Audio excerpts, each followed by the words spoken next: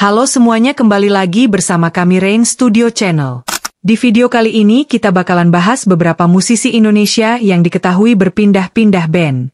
Namun sebelum kita lanjut, jangan lupa support kami dengan memberikan like, komen, serta subscribe untuk terus support kami membuat video menarik lainnya.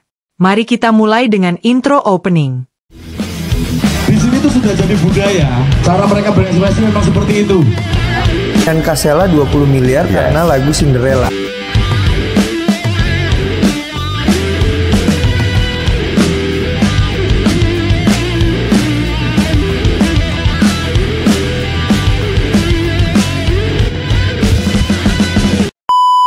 Christopher Bollemeyer, yang lebih dikenal sebagai Coki Bollemeyer, adalah seorang gitaris berbakat dan dikenal luas sebagai gitaris dari grup musik NTRL. Sebelum bergabung dengan NTRL, Coki adalah anggota dari beberapa band terkenal lainnya, termasuk Bass Jam. Awalnya, pada tahun 2000 Coki menjadi pemain tambahan untuk Bass Jam setelah gitaris mereka, Adnil Farsal, memutuskan untuk hengkang. Selama di Bass Jam, Coki berkontribusi pada album Sinergi Bass Jam 4 sebagai pemain tambahan, serta album Dari Hati dan The Best of Bass Jam. Pada tahun 2002, Coki memutuskan untuk meninggalkan Bass Jam dan bergabung dengan Netral, menggantikan gitaris sebelumnya Miten, yang mengundurkan diri pada tahun 1999. Coki Bollemeyer memutuskan untuk keluar dari Bass Jam pada tahun 2002, karena beberapa alasan yang berkaitan dengan perkembangan karir dan keinginannya untuk mengeksplorasi lebih banyak dalam dunia musik. Salah satu alasan utamanya adalah keinginan untuk mencari tantangan baru dan mengembangkan gaya bermusiknya yang lebih luas. Coki merasa bahwa bergabung dengan Netral akan memberinya lebih banyak ruang untuk bereksperimen dengan gaya musik yang berbeda. Netral dikenal dengan gaya musik yang lebih keras dan beragam, yang memungkinkan Coki untuk mengeksplorasi kemampuan gitarnya lebih jauh.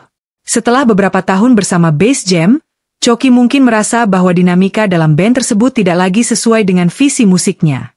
Perubahan dalam anggota band dan arah musik bisa menjadi faktor yang mendorongnya untuk mencari lingkungan baru yang lebih sesuai dengan aspirasi musiknya. Bergabung dengan Netral memberikan Coki kesempatan untuk menjadi bagian dari band yang sudah memiliki basis penggemar yang kuat dan reputasi yang baik di kancah musik Indonesia. Ini adalah langkah strategis untuk memperluas jangkauan karirnya dan mendapatkan lebih banyak eksposur. Perpindahan Coki ke Netral membawa dampak positif bagi karirnya. Di Netral, Coki berhasil membawa warna baru dengan gaya bermain gitarnya yang unik dan inovatif. Hal ini tidak hanya memperkaya musik Netral tetapi juga memperkuat posisi Coki sebagai salah satu gitaris terbaik di Indonesia. Coki Bollemeyer adalah contoh nyata dari musisi yang terus berkembang dan berinovasi dalam karirnya. Dari Bass Jam hingga Netral, serta berbagai proyek musik lainnya, Coki telah menunjukkan dedikasi dan kecintaannya terhadap musik yang tak pernah padam. Indra Sinaga, yang lebih dikenal sebagai Naga, memiliki perjalanan musik yang menarik. Naga memulai karir musiknya sejak duduk di bangku SMP dengan mengikuti berbagai festival band di Pekanbaru, kota asalnya. Ketika kuliah, ia memutuskan untuk pindah ke Jakarta demi mengejar karir musiknya. Di Jakarta, Naga bertemu dengan Aldi Taher dan Raffi Ahmad, dan Indra Sinaga diajak bergabung dalam sebuah band yang bernama Radio. Di formasi yang baru, Naga kemudian menggantikan Irwansyah sebagai vokalis, dan band ini menghasilkan beberapa lagu, tetapi tidak bertahan lama karena para anggotanya kemudian sibuk dengan proyek masing-masing. Setelah meninggalkan Radio Band, Naga bergabung dengan Lila dan meraih kesuksesan besar. Bersama Lila, Naga menjelma menjadi vokalis yang diperhitungkan di industri musik. Bersama Lila, Naga menghasilkan 4 album studio, 2 album kompilasi serta banyak single yang hits pernah menjadi kenangan bersama bandnya ini. Ciri khas suara yang tajam dan ngebas membuatnya beda daripada yang lain. Karakter vokal inilah yang membuat ada band kepincut dan ingin membajak Indra Sinaga dari grup band yang membesarkan namanya ini.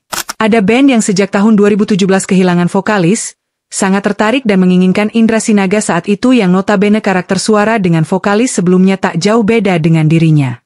Awalnya, pada tahun 2019 ada band mengajak Naga untuk tampil sebagai vokalis tambahan dalam beberapa penampilan mereka. Selama penampilan tersebut, chemistry antara Naga dan ada band terasa sangat kuat. Hal ini membuat mereka merasa bahwa Naga adalah pilihan yang tepat untuk menjadi vokalis tetap. Naga sendiri merasa sangat cocok dengan gaya musik dan visi band tersebut. Ketika Dika, basis ada band, menawarkan posisi vokalis kepada Naga, ia merasa ini adalah kesempatan yang tidak bisa dilewatkan. Setelah lebih dari 1 dekade bersama Lila, Naga merasa sudah saatnya untuk mencari tantangan baru dalam karir musiknya. Bergabung dengan Ada Band memberikan Naga kesempatan untuk mengeksplorasi hal-hal baru dan mengembangkan dirinya lebih jauh sebagai musisi. Naga melakukan pendekatan yang baik dengan anggota Lila sebelum memutuskan untuk bergabung dengan Ada Band. Ia memastikan bahwa keputusannya tidak menimbulkan konflik dan dapat diterima dengan baik oleh semua pihak. Keputusan ini memang menimbulkan pro dan kontra di kalangan penggemar.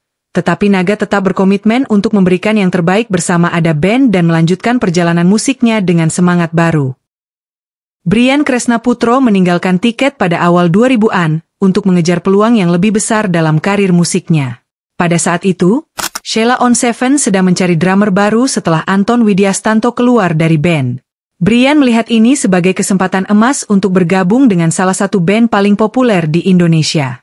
Selain itu, Sheila on 7 menawarkan stabilitas dan eksposur yang lebih besar dibandingkan dengan Tiket, yang pada saat itu masih dalam tahap pengembangan karir mereka.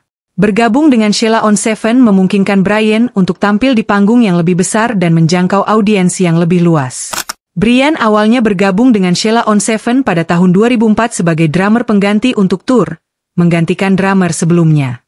Barulah pada tahun 2006, ia resmi menjadi anggota tetap Sheila on 7. Selama 18 tahun bersama Sheila on 7, Brian berkontribusi besar dalam berbagai album dan tur band tersebut. Bersama Sheila on 7, Brian telah meluncurkan lebih dari 10 album dan sangat berkontribusi banyak bagi band. Namun pada April 2022, Brian secara mengejutkan keluar dari Sheila on 7. Keputusan ini diambil oleh manajemen Sheila on 7, yang memutuskan untuk melanjutkan tanpa Brian setelah evaluasi internal. Brian merasa kecewa karena keputusan tersebut diambil secara sepihak tanpa diskusi yang memadai. Setelah keluar dari Sheila on 7, Brian kembali bergabung dengan band lamanya, Tiket. Tiket sendiri telah mengalami beberapa perubahan anggota sejak pertama kali dibentuk pada tahun 1999. Brian dan Aki Singgih, vokalis Tiket, kembali bergabung dengan band ini pada tahun 2022, bersama dengan Opet Alatas dan Arden Wiebowo. Tiket mengumumkan kembalinya mereka dengan formasi baru melalui media sosial pada Agustus 2022. Kini, dengan kembali ke Tiket, Brian berharap bisa melanjutkan karir musiknya dan memberikan yang terbaik untuk para penggemar. Yuke Sampurna adalah seorang basis terkenal di Indonesia, yang awal karirnya sebagai basis grup band The Groove. Yuke sendiri bergabung dengan The Groove sejak awal pembentukan band ini, dan memainkan peran penting dalam kesuksesan awal The Groove, terutama dengan album debut mereka Kuingin yang dirilis pada tahun 1999. Namun, pada tahun 2002, Yuke memutuskan untuk meninggalkan The Groove dan bergabung dengan Dewa 19, menggantikan posisi Erwin Prasetya. Keputusan ini diambil setelah Yuke merasa perlu untuk mengeksplorasi lebih banyak peluang dalam karir musiknya. Ahmad Dhani sendiri secara langsung meminta Yuke untuk bergabung dengan band tersebut. Dhani sangat menginginkan Yuke sebagai basis baru setelah Erwin Prasetya keluar. Bergabung dengan Dewa 19 memberikan Yuke peluang untuk mengeksplorasi lebih banyak dalam karir musiknya. Dan bisa dibilang Dewa 19 adalah salah satu band terbesar di Indonesia pada saat itu, dan bergabung dengan mereka berarti Yuke bisa mencapai audiens yang lebih luas dan mendapatkan lebih banyak pengalaman. Keputusan ini terbukti sukses, karena Yuke kemudian menjadi bagian integral dari Dewa 19 dan berkontribusi pada beberapa album mereka yang populer. Gabriel Bimo Sulaksono merupakan seorang musisi yang memegang alat musik drum. Saat lulus sekolah, ia membentuk band netral pada 11 November 1992, dengan dirinya Bimo sebagai drummer. Bersama Netral Bimo berhasil merilis 3 album yaitu Walah, Tidak Enak, dan album Minggu Ini. Namun, setelah merilis album ketiga, Bimo memutuskan untuk keluar dari netral pada 4 Juni 1998. Alasan utama Bimo keluar adalah keinginannya untuk mengeksplorasi materi baru dan warna musik yang berbeda dari yang telah ia mainkan bersama netral. Setelah keluar dari netral, Bimo bergabung dengan beberapa band terkenal lainnya, termasuk Ahmad Band dan Dewa 19. Di Ahmad Band, ia bekerja sama dengan musisi terkenal seperti Ahmad Dhani dan Andra Ramadan, dan mereka merilis album Ideologi Sikap Otak yang sangat populer. Meskipun bergabung dengan Dewa 19, Bimo tidak bertahan lama karena ia ingin fokus pada proyek sampingannya yang lain lagi, yaitu Band Romeo. Gaya bermain drum Bimo Sulaksono di grup Band Romeo sangat khas dan mencerminkan keahliannya dalam menggabungkan berbagai elemen musik. Bimo dikenal dengan teknik drumming yang dinamis dan energik. Ia sering menggunakan variasi tempo dan ritme yang membuat lagu-lagu Romeo terdengar lebih hidup dan bervariasi. Bimo sering memasukkan feel drum yang kreatif dan tidak terduga dalam permainannya. Ini memberikan sentuhan unik pada setiap lagu dan menunjukkan keahliannya dalam mengimprovisasi. Bimo berhasil menyeimbangkan antara kekuatan pukulan drum dan groove yang mengalir. Ini membuat lagu-lagu mereka memiliki daya tarik yang kuat baik dari segi energi maupun ritme. Gaya bermain Bimo di band Romeo dipengaruhi oleh genre rock dan pop, yang terlihat dari penggunaan beat yang kuat dan solid, serta aksen-aksen yang menonjol pada bagian-bagian tertentu dari lagu. Arlonsi Miraldi yang lebih dikenal dengan Onci Ungu yang dulunya merupakan gitaris grup band funk rock, Funky Kopral. Bersama Funky Kopral, Onci hanya bertahan hingga album kedua dan 3 tahun berikutnya masuk sebagai personil kelima grup band Ungu.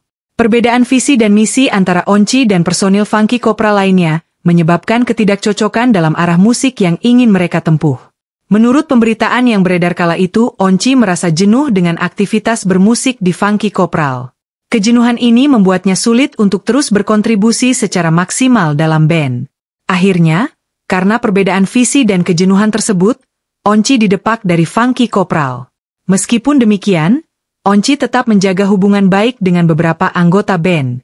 Selain bersama Ungu, Onci juga tengah menjalankan proyek band reuni bersama mantan personil Funky Kopral yang lainnya yang diberi nama Halfmat. Setiap kali kau lewat di depanku, jantung ini berdebar tak menentu. Ingin ku sampaikan rasa ini, tapi diriku selalu terkunci. Oh kakak kelas, kau bintang di hatiku. Setiap senyummu buatku. Vicky Mono, yang dulunya dikenal sebagai vokalis utama Burger Kill, meninggalkan band tersebut pada tahun 2021. Keputusan ini mengejutkan banyak penggemar, mengingat perannya yang signifikan dalam band metal asal Bandung ini. Burger Kill menyatakan bahwa setiap anggota band adalah seperti komponen mesin yang harus bekerja selaras. Jika ada komponen yang tidak lagi sejalan, maka perlu diganti untuk menjaga performa dan visi band. Hal ini menunjukkan bahwa ada perbedaan visi antara Vicky dan anggota band lainnya yang tidak dapat diselesaikan. Sebelum pengumuman resmi, sudah banyak rumor yang beredar mengenai keluarnya Vicky. Salah satu indikasi kuat adalah ketika Vicky tidak berpartisipasi dalam perayaan 20 tahun album 2 sisi Burger Kill.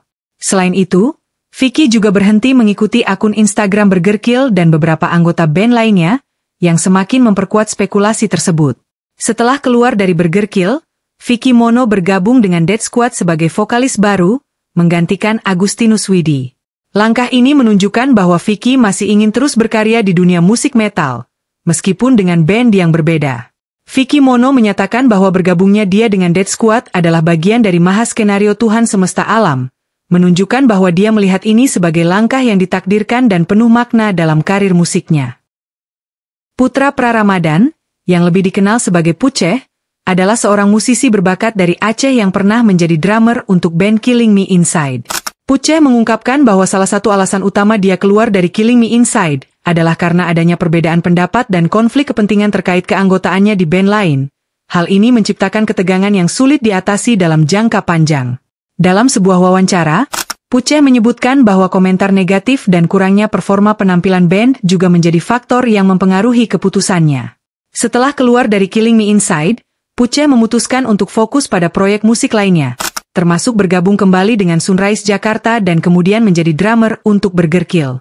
Langkah ini menunjukkan keinginannya untuk terus berkembang dan berkarya di dunia musik dengan cara yang lebih sesuai dengan visinya. Puceh meninggalkan Killing Me Inside pada tahun 2016 setelah 5 tahun bergabung dengan band tersebut. Keputusan ini memungkinkan dia untuk mengejar peluang baru dan terus berkontribusi dalam skena musik metal Indonesia. Itulah tadi ulasan kami mengenai beberapa musisi Indonesia yang diketahui berpindah-pindah band. Sebenarnya masih banyak musisi yang memiliki polemik yang sama dengan pembahasan kita kali ini, namun terhalang dengan durasi video. Jangan lupa support kami dengan memberikan like, komen, serta subscribe untuk terus support kami membuat video menarik lainnya. Sampai ketemu lagi di video selanjutnya. Setiap senyummu buatku rindu.